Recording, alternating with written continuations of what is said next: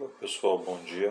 Deixa eu ajeitar aqui a câmera para ficar melhor, para a gente conversar sobre esse assunto de hoje. Hoje já são 6 de junho de 2020. Quero comentar aqui com vocês a respeito desse fato tão complicado que aconteceu aqui no Recife. Daquela empregada doméstica que o seu filhinho de 5 anos caiu do edifício. Me parece que foi do 9º andar. Pelo menos o informe que tem nas redes sociais diz que ela desceu acho que para passear com um animal da sua patroa, no caso, né? E o seu filho ficou com a patroa brincando com as outras crianças. E tem um vídeo nas redes sociais, na internet, como de uma forma geral, que mostra a criança entrando no elevador. Era uma criança de, como eu disse, 5 anos de idade, e a patroa, né, daquela senhora foi até o elevador, segurou a porta do elevador e não deixou a criança descer de início. A imagem, pelo que mostra, é que ela tentou ainda não tirar a criança, né, mas a chamando para fora, mas ela recusava, né, querendo encontrar sua mãe. E a imagem mostra que em um determinado momento que aquela senhora aperta lá o botão do elevador, deve ter sido o andar para onde a criança deveria ir, aperta o botão e sai, deixa o elevador fechar a porta e deixa aquela criança de 5 anos descer só naquele elevador, né? Mas acontece que a criança desceu em um andar diferente e provocou essa tragédia que todos nós estamos sabendo. Ela desceu do andar e subiu numa varanda, né? Foi uma varanda, um local aberto, e caiu e faleceu, né? Todo mundo sabe dessa situação. E aí, pelo que está sendo divulgado pelas redes sociais, eu não olhei, não investiguei esse fato com maior detalhe, mas pelo que eu vi hoje sendo divulgado pela imprensa, por um programa em rede nacional, é de que aquela senhora, né, a patroa da empregada, foi autuada em homicídio culposo e depois pagou uma fiança e foi liberada. Bom, o fato é que ela pagou uma fiança e foi liberada, né? Uma fiança de R$20.000. Esse foi o valor divulgado pela imprensa, né? Tudo que eu estou falando aqui, aquilo que foi divulgado pela imprensa, tá? Então, o que acontece?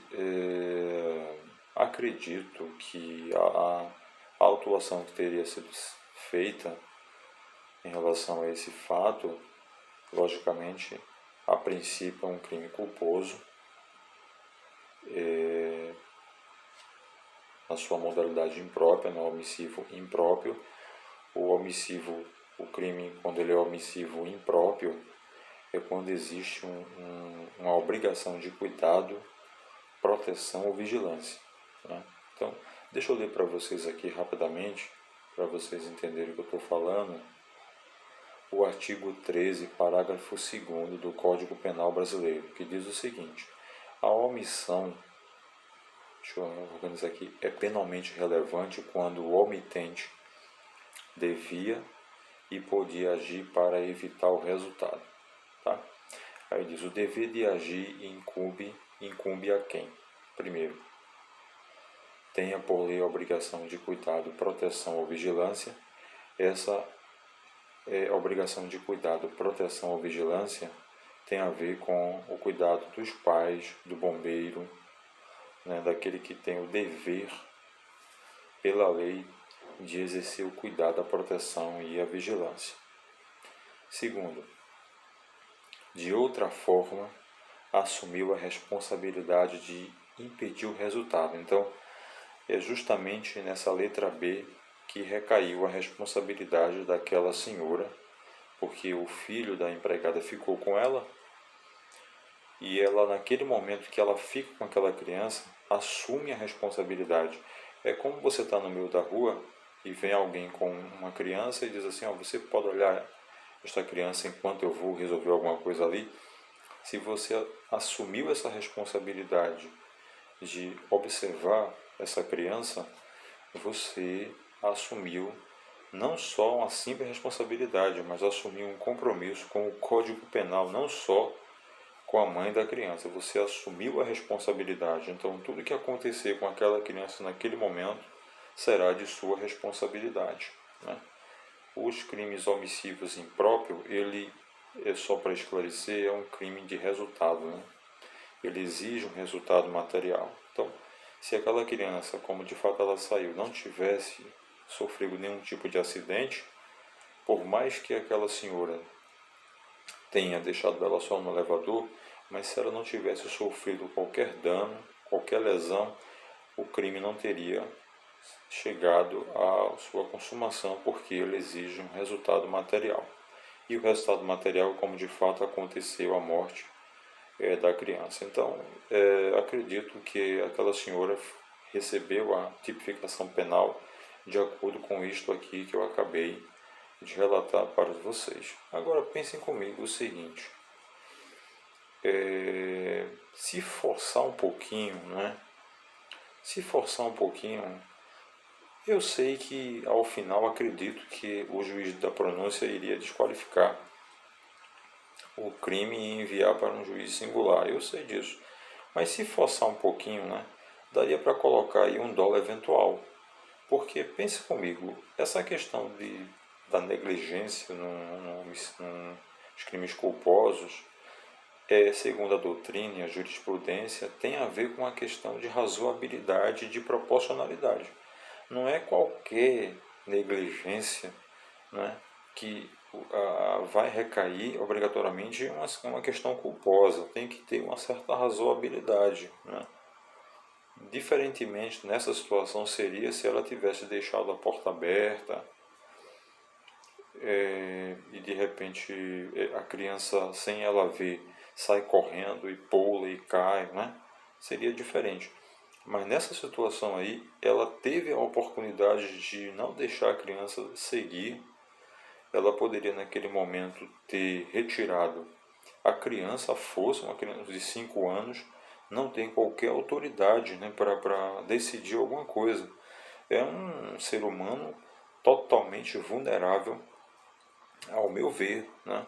E aí ela aperta o botão do elevador e, em outras palavras, eu sei que ela não disse isso, mas é o que aparenta ser, né?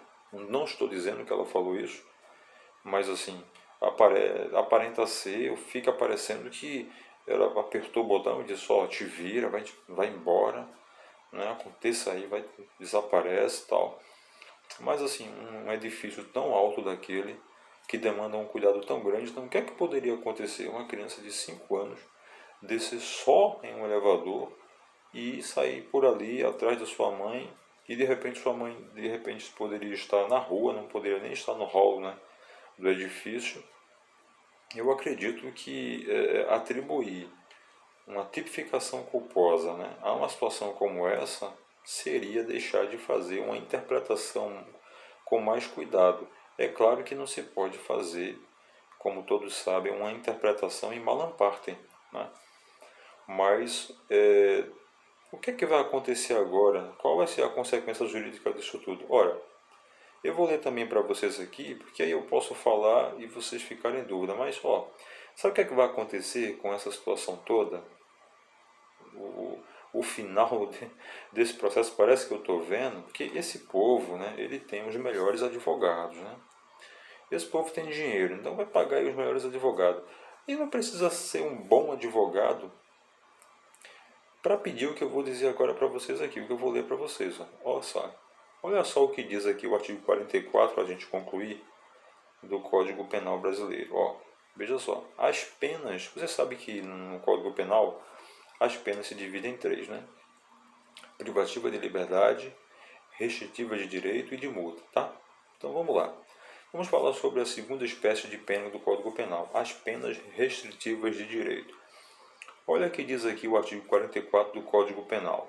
As penas restritivas de direito são autônomas e se substituem às penas privativas de liberdade quando, primeiro, aplicada a pena privativa de liberdade não superior a 4 anos e o crime não for cometido com violência ou grave ameaça à pessoa, ou, olha só, aí que vem, ou qualquer que seja a pena aplicada se o crime for culposo. Né? Se o segundo, o réu não for reincidente em crime doloso, e inciso terceiro, a culpabilidade, os antecedentes, a conduta social e a personalidade do condenado, bem como os motivos e as circunstâncias indicarem que essa substituição seja suficiente. E aqui eu quero ler outro parágrafo para vocês. Ó. O parágrafo terceiro. Se o condenado for reincidente, mesmo que ele seja reincidente, né, em crime doloso, o juiz poderá aplicar a substituição, desde que, em face de condenação anterior, a medida seja socialmente recomendável e a reincidência não se tenha operado em virtude da prática do mesmo crime. Veja como a legislação penal é maravilhosa e é bem flexível. Então, num crime como esse, acredito que esta senhora seja primária, num crime como esse, o advogado é um crime culposo, e aqui nós lemos agora que no inciso 1 do artigo 44 do Código Penal, na sua parte final diz, qualquer que seja a pena aplicada se o crime for culposo. Então, homicídio culposo, você sendo primário, né, não sendo reincidente, e mesmo sendo reincidente, você pode sim, o advogado pode pedir ao juiz, né, simplesmente a substituição por uma pena restritiva de direito. Né? Veja que situação. E o parágrafo terceiro ainda diz, né, o juiz, mesmo sendo reincidente, o juiz poderá aplicar, né, essa substituição. Enfim, é muito complicado essa nossa legislação diante de uma situação tão grave como essa. Agora, eu como delegado de polícia, se eu tivesse numa situação como essa de instrução de flagrante, olha, eu vou dizer uma coisa para vocês. Eu iria complicar um pouco, eu iria apertar um pouquinho. Eu iria assim autuá-la num dolo eventual, ou seja, você não quer o resultado, mas você assume o risco de produzir o resultado. Eu não estou sendo aí, não estou fazendo uma interpretação em mala parte, mas eu gostaria de deixar essa decisão para o juiz da pronúncia da primeira, né, da primeira fase do júri. Eu deixaria para o promotor da vara do júri. Eu, como delegado de polícia, né, eu concluiria o inquérito, indiciaria em dolo eventual, e aí eu ia torcer para cair nas mãos do Dr. Edivaldo. Um abraço para o Dr. Edivaldo, promotor da vara do júri. Eu iria torcer para cair nas mãos do Dr. Edivaldo. E eu tenho certeza que o Dr. Edivaldo ia apertar um pouquinho, ia dar um trabalho para esse pessoal aí, viu? Eu tenho certeza que o Dr. Edivaldo, né, iria apertar um pouquinho, iria mandar essa situação para a vara do júri, e o juiz da pronúncia talvez não pronunciaria, enviaria para um juiz singular. Eu acredito que isso aí jamais chegaria na segunda fase do júri, não chegaria. Mas enfim, o que eu estou querendo dizer é o seguinte, que é preciso avaliar essa situação. Bom, se não houve ainda denúncia do Ministério Público, ainda está em tempo, né? Ainda dá tempo aí. Eu não tô torcendo pela desgraça de ninguém, né? Mas uma vida foi-se embora, né, por um comportamento que poderia ter sido evitado, né? Bom, são esses os meus comentários, e surgindo novidades legislativas e situação como essa, a gente gosta muito, nós somos amantes do Código Penal, gostamos muito da questão penal e processual penal, e estamos aqui para aprender com todos vocês. Fiquem com Deus, continuem se cuidando, tá? Um grande abraço para todos. Deus abençoe.